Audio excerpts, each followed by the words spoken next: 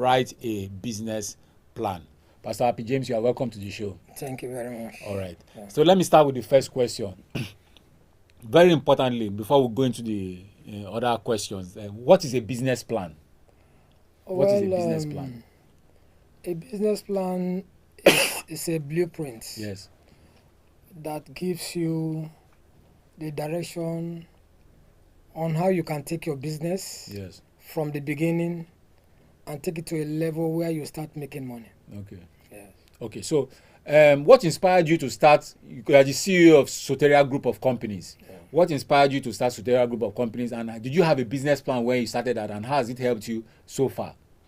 Well, every young man, every young person wants to get a good job after graduation. Yes. So after my youth service in '92, I didn't have a job. And I didn't foresee myself going into business. So since I didn't have any job, I tried my hands on one or two things. And in fact, actually, 7 years after my youth service in 1992, and I discovered that if I keep on roaming the streets, I keep on asking people to give me a job, I might not land the right job that will feed my family. So I decided to put my hands in some of the things that I'm going to mention. I started with supplies. Okay. I started a business, Hag Global Associates. Okay. So I have a cousin who was the secretary of a community development committee. So I got registered and I started supplying tools, started supplying chemicals, started supplying all kinds of things that the industry needed. Okay. So that was actually how I started it.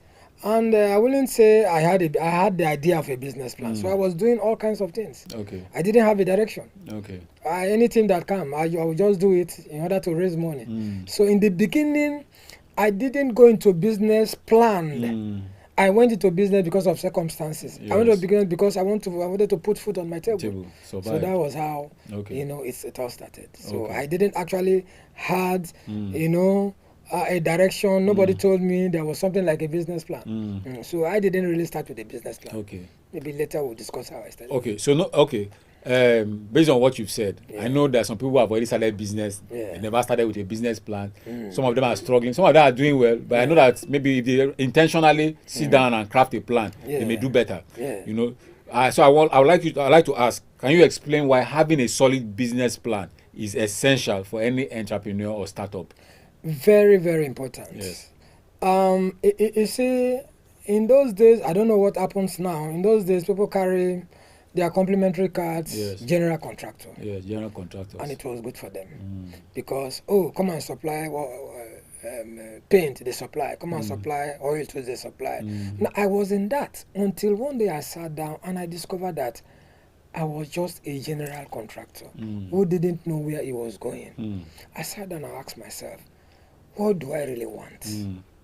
Do I really want to be somebody that is doing general things, or do I want to have a specific and say I can pursue my passion? So if you want your business to have a direction and to foresee where you are going, business plan is very necessary. So like I said, what's a business plan? It's a blueprint. It's just like somebody who wants to travel to Lagos. Even if you've not been to Lagos before, the first thing you must find out is, where do I board a taxi? How much is the taxi? How many hours does it take for me to get between Port Harcourt and Lagos?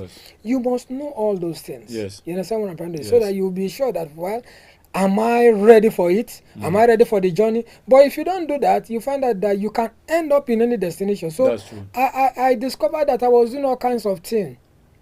Now, the day I sat down and asked myself, what do I really want? It was then I started thinking about a business plan. Now, that same week, I made up my mind to have a focus. One of the biggest hotels in this town that I was doing fumigation for, because I was, like I said, I was doing fumigation, cleaning, that, horticulture kind of thing. They called me. They said, can you submit a quotation to fumigate our rooms? I said, I'm no longer in that. Now, business plan gives you a focus. Yes. If you don't have a business plan, any alternative that comes your way, you just jump on it. And it could be a dangerous alternative. That's true. So that's it. So business plan is key. And sometimes when you hear the name business plan, it sounds Looks like, very academic, that's true. as if you have to obtain a degree yeah. before And you write start up doing something it. like that, yeah. You understand what I'm trying to say? Yeah. It's not like that. It's Even true. an illiterate who knows what he or she is doing can write a business plan. You might not be able to put down a good sentence, Yes, but you have an idea. You can put Every your business thoughts down on plan paper. starts with an idea. That's true. Once you have an idea and how you can be able to bet the idea and you are able to strengthen the idea, you are good to go. So business plan in this day is very necessary. Okay. All right, sir. So just like we were talking, even the Bible says a man's heart plans his way, but the Lord directs his steps. He's somebody that has a plan that God can give clear direction. And it's easier to even attract favor when you have a plan. Okay, so it's always very important. All right, so I would like to ask you again, but this time take your time, because some of the entrepreneurs watching us, maybe they have a plan, a business plan, but it's not concrete enough, and so they would like to learn. What are the key components that every business plan should include? All right. What are the key components? You can start from the background. We have about 8 key components. They could also be summarized depending on how complex your business is. The number 1 key component is executive summary. Just take your time. The executive summary. The executive summary. What's the executive summary? It's just a summary of everything I want to do. Everything. The overview. All right. I love... something happened during Goodluck Jonathan's administration. Where they decided to give grants. You win. You win, yes. You understand what I'm trying to say? Now, what they were doing that time was people youths will write their business plan. They will come and defend it. After they have defended it, they now give them money. And the first batch of people they gave money to, because the process was not really foolproof. Most of the people that they gave money to squandered the money. Now, the truth about business plan is that you must have a summary of what you want to do. Okay. Let me give you an example. I like to talk about business on a small scale. Okay. Now, the truth about business is that everything in business, if you boil it down to the nitty-gritty, is about buying and selling. That's true. We are talking about Dangote's refinery. He buys crude, refine and get petrol, diesel, gasoline, kerosene, and all the rest. So the nitty-gritty of every business is buying and selling. Even when you run services. You understand what I'm trying to say? Yes, sir. If people want your services, you sell them your services and you collect money. Yeah. All right, so let me give you an example. A woman who is not... I'm saying this because I want everybody, whether you are up there or you didn't attend the primary school, you can be able to understand what I'm talking about. Very important. Let's say a woman wants to buy and sell oranges. Oranges, yes. She doesn't wake up one morning and carry a basket. She must have a summary of what she wants to do before she starts thinking about where she can get it. All right, number 1. How can I get these oranges? How can I preserve them?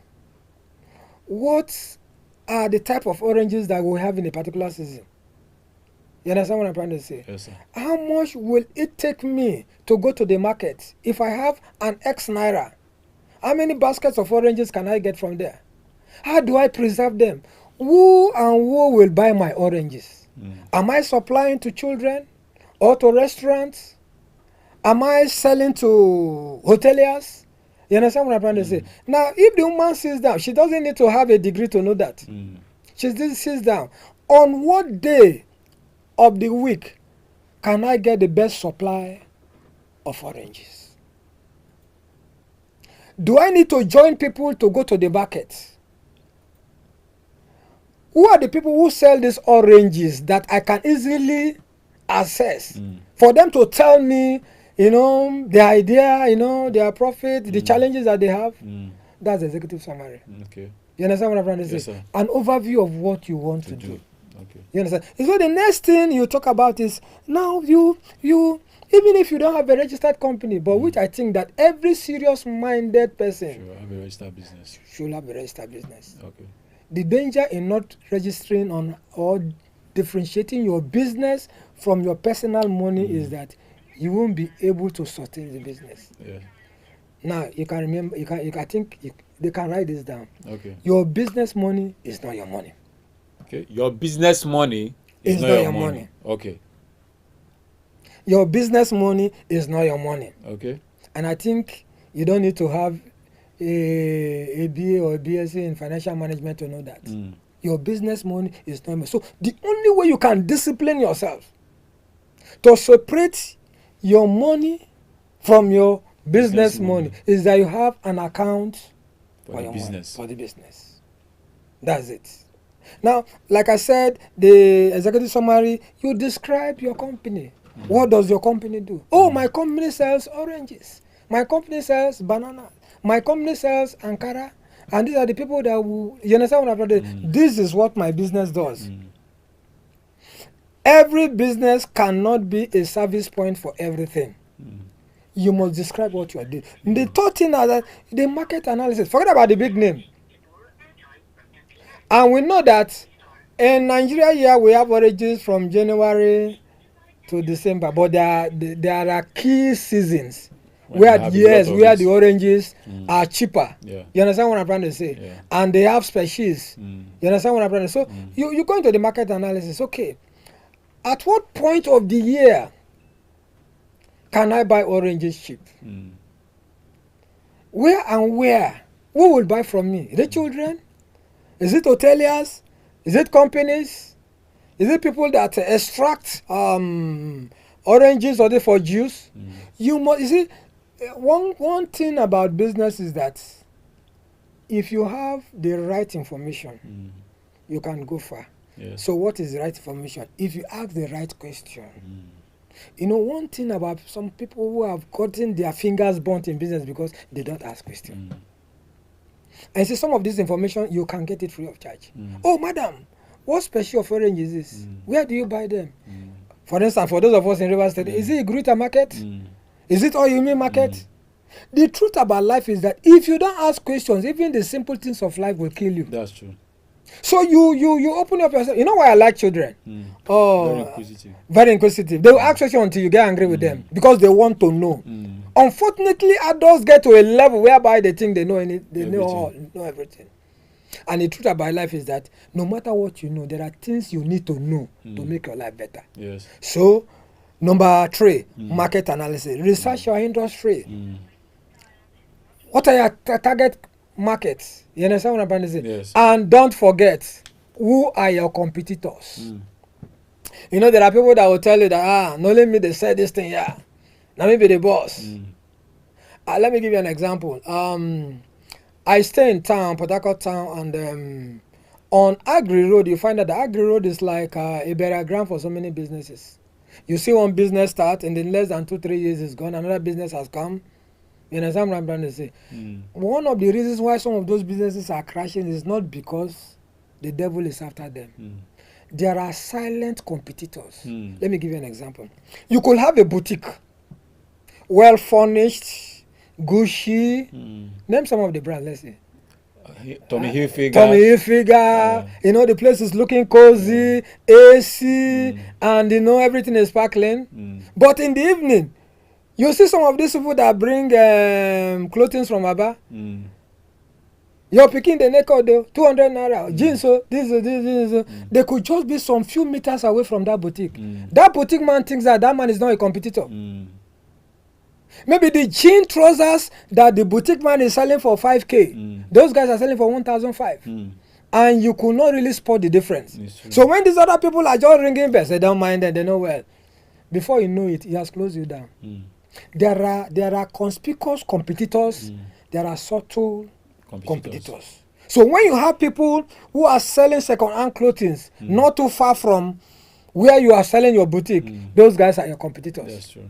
Do you understand what I'm saying? Yes, Let me give you an example. If you if you go to Agri Road now, you find, I don't want to mention the brand, but you find all chains of fast food stores. Yeah. There are about 4 or 5 brands there. But in the morning when you go to Agri Road, not far from those big brands, you see a Mama Put woman. Selling breakfast. Madam, put rice 500. Madam put meat too. Mm. You understand what I'm trying to Yes, say? sir. They are not paying for light bill. Mm. They are not paying for accommodation. Mm. And there are several things that the overhead is reduced. Mm. So you think those people are not competitors. You'll be fooling yourself. Mm. So know who are your competitors. Okay. Now, as you begin to grow your business, you must have a management system, an organizational structure. For instance, when I started my business, Okay. I was the MD, I was the cleaner, I was the secretary, The marketer. I was a marketer, I was everything. So in the morning, I would just go and sit down. You understand what I mean? But as I began to grow and expand my business, there is no way I would have done that alone. That's true. Do you understand? Yes, Now, sir. let me tell you this, and this is very important. Anytime you want to employ somebody into your business, your profit should be 3 times this person's salary. Mm. Did you get what I mean? Yes, sir. Let me repeat it. So if you're employing somebody, for example, Yes, maybe a secretary. your profit is 600 naira. Uh-huh. Or you want to pay the person 200 naira, your profit should be at least 600 naira. At least 600. that Yeah, salary. 3 times. Yeah, you understand what I'm trying to Okay. say? But people fool themselves. They have not started making profits. Mm. They are not even breaking even. Mm. Let me explain what break even means. Which means, it is not the day you start business that you make profit. Okay. Break even means that you go to a point where you are not losing and you have not gained any money. No profit, you are not losing. So it's like a middle ground. It is after that, when you push your business and you put more effort and you put more ideas and you see how you can be able to leverage on certain things, that you start to make a profit. So no matter how your idea is, no matter what you think you're doing as a businessman, if your profit is not 3 times the salary of the best person you employ, you'll crash. Mm. You understand? Yes, So sir. before you start getting people to work for you, ask yourself, how much is my profit? profit After am I making? overhead, maybe house rent, And other expenses. electricity, water bill. For some of us who have cleaners cleaning our this thing, you understand what I'm trying to say? After you have paid all those things, the remaining is your profit. And mind you, the profit from your business is not your money. That's true. You must also pay yourself. Yes.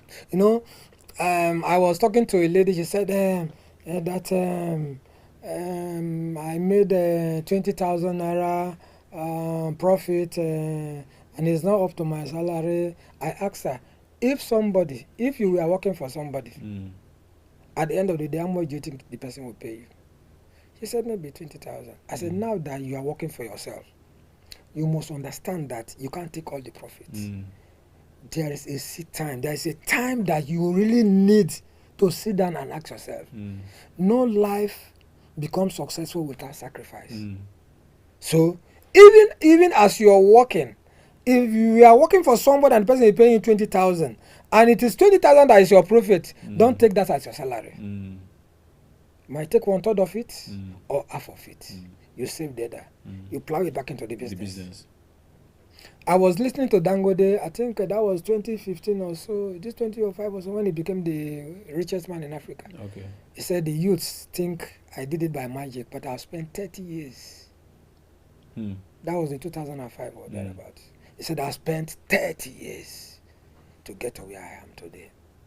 So you don't sleep one night and wake up to become a millionaire. Even if they dash you the money, you won't be able to sustain it because the capacity you can use to manage 1,000. It is not this capacity you can use to manage 20,000.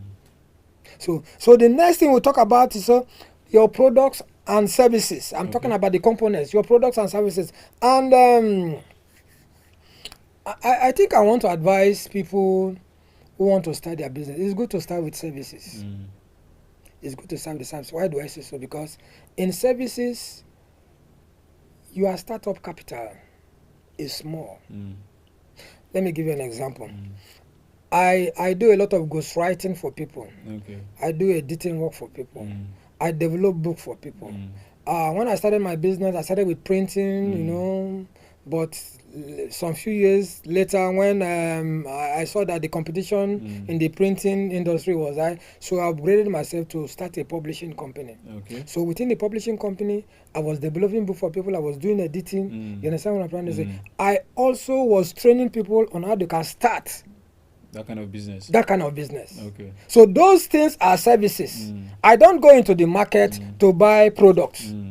So you're just using your skills. Yes, my skills. Okay. You understand what I'm saying? In that instant now, the only capital equity is my brain. That's true. You understand? So when you run services, you spend less. The only thing is that you really need to develop yourself and be good in what you're doing. Yes. So what are your products? You have to describe your product. Let me give you an example. I run a book publishing firm, Soteria Publishing House. Okay. Now, if somebody asks me, what do you do? I won't tell the person I'm a publisher. I'll tell the person I'm a book developer. You understand?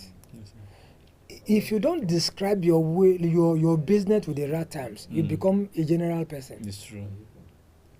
Do you understand what I'm saying? So That's true. you have to craft the description in such a way that when, you know, in most cases when you meet people, maybe during weddings, maybe during social functions, oh sir, good afternoon, how are you? I'm fine. You know, what do you do? Oh, I set up structures for organizations. Instead of saying I train people. Sound generic. But if I say, sir, I can set up your management structure and make it autopilot. You see the difference? Yeah. You understand what I'm trying to say?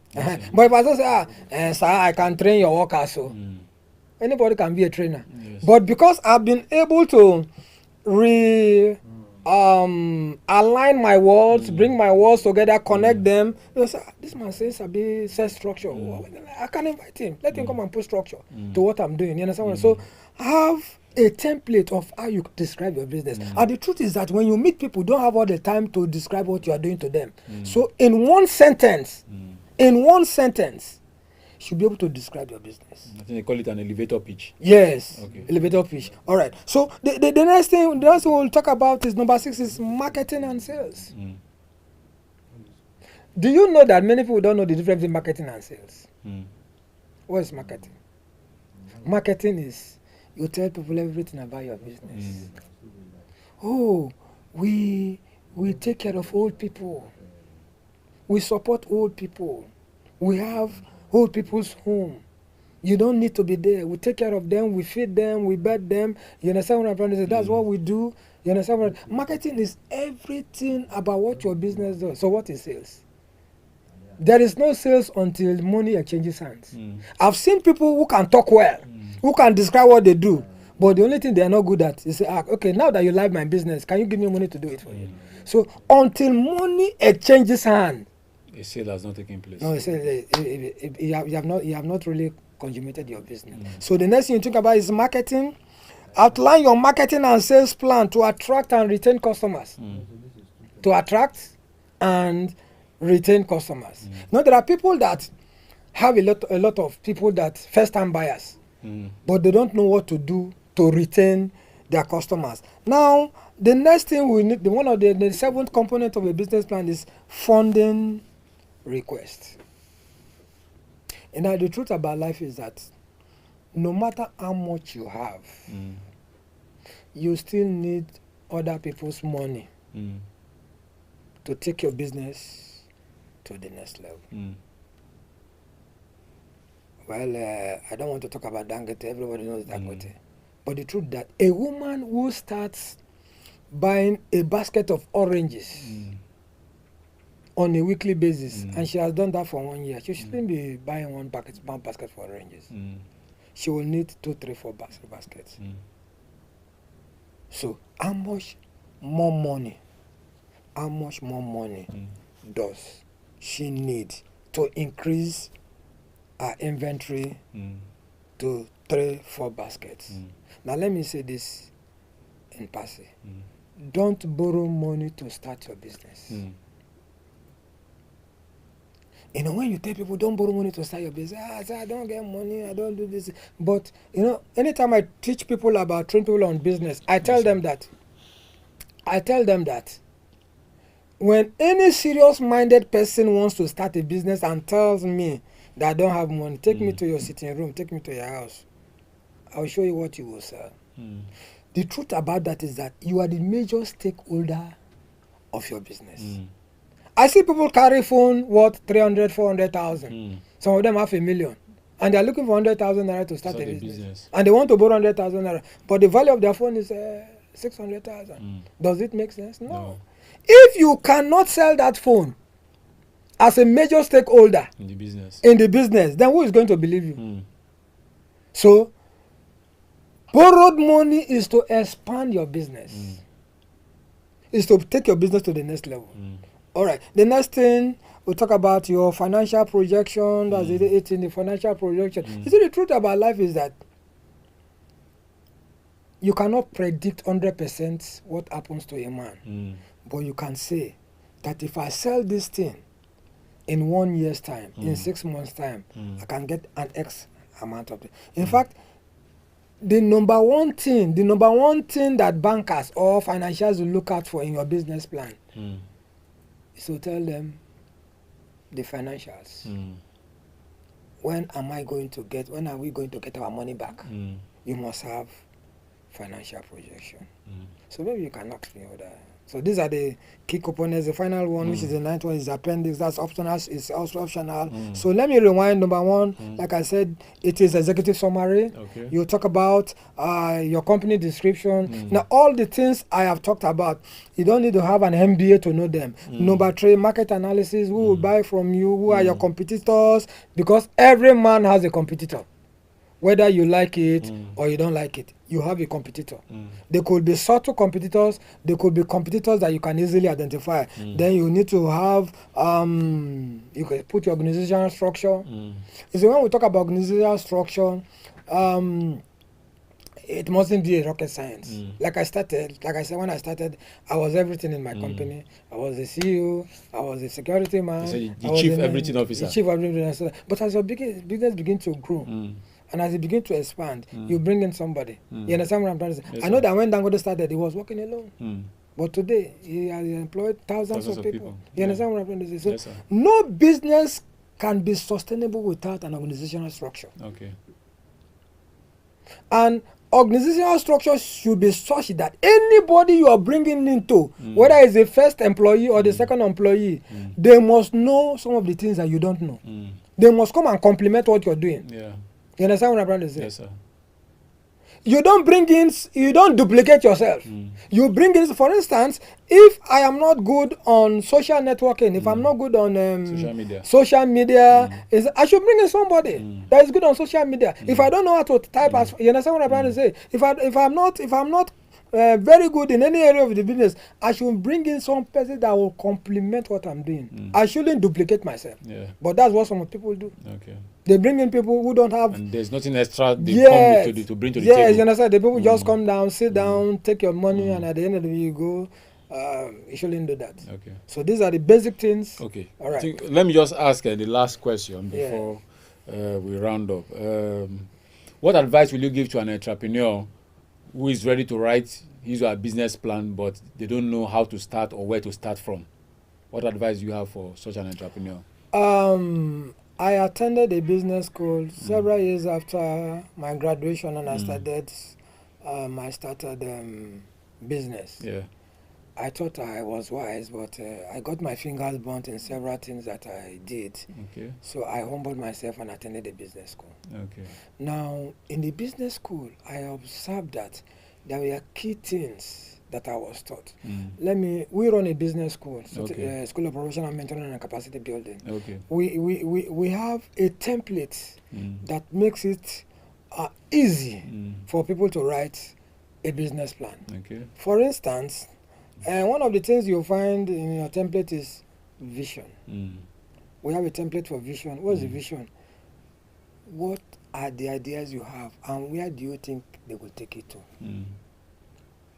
Mission. What's mission? What are those things that you will do for you to get to where you want to go? Okay. Core values. So these are templates. What are core values? These are values I will never compromise. Let me give you an example. If you have made up your mind to have 20 customers in a month, which means that every day you must have you must look for a customer. You understand what I'm trying to say? So that becomes something you don't want to negotiate. No matter what happens, say today I go get one customer. Do you understand what I'm saying? So a vision, you must have a vision. Yes, the mental picture of where you are going. Oh, today I'm selling 5 cups of rice. But I know that in 1 year's time I can sell a bag of rice. So what are the things I'm supposed to do so that I start selling 1 bag of rice? That's your mission. The mission is the thing, or are the things you do to get to your vision. The core values are the thing you don't want to compromise. You understand what I mean? For instance, those of us that run services like training on team building, training on customer service, training on emotional intelligence, training on leadership skills.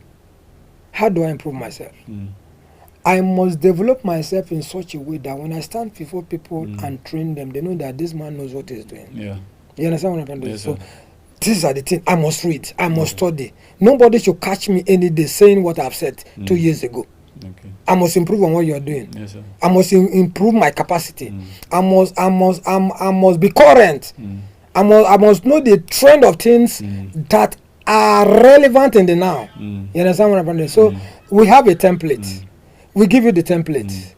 By the time you fill those questions, the template comes as a questionnaire. By the time you fill those questions, you understand what and you get to the financials. By the time you get to the end, you will have written your business plan. Okay. So we're out of time. Really had a nice time with you. Hoping that so maybe sometime very soon we'll bring you on again or to discuss one topic related to this. But I would like you to share your contact. How can people reach you? If you have a WhatsApp number, an email, or your social media handles, how can people reach you for your services? On social media, on Facebook, I'm Happy James. X, Twitter, Lead Mentor. I have a WhatsApp number 080 330 97497. 080 330 97497. All right. Thank you very much, sir. All right, so viewers, hope you had a nice time. I believe with what you've learned today, you'll be able to write your business plan, and you don't have to contract it to a big consultant who will charge you thousands of naira. You can do it yourself, just like our guest for today has shared with us. Thank you for watching. Join us again next week for another interesting episode. Thank you very much. Thank you. Hello, viewers. Do you know that there's greatness on your inside? Do you know that the greatest oil well is within you? What really matters is your ability to discover, develop, and deploy profitably. Join us every Wednesday from 2 p.m. to 2:30 p.m. on Altar of Mercy TV as we inspire, educate, and empower you to be the best that you can be as an entrepreneur. My name is Howard Derek Street, and I will be your host.